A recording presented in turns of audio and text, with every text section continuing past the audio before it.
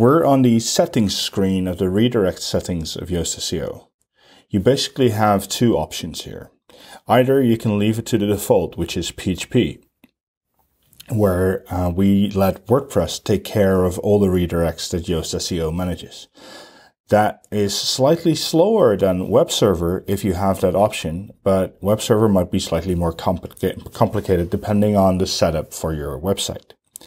PHP always works. Web server depends on what type of web server you're running. If you're running Apache, then we can update them on the update redirects on the fly in your so-called htaccess file, and that will be slightly faster because we will not have to start up WordPress before doing a redirect. If you run Nginx, we will not be able to do this on the fly, so I would recommend using the PHP method. Generally, if you don't know what you're doing here, leave it on the default and don't touch it.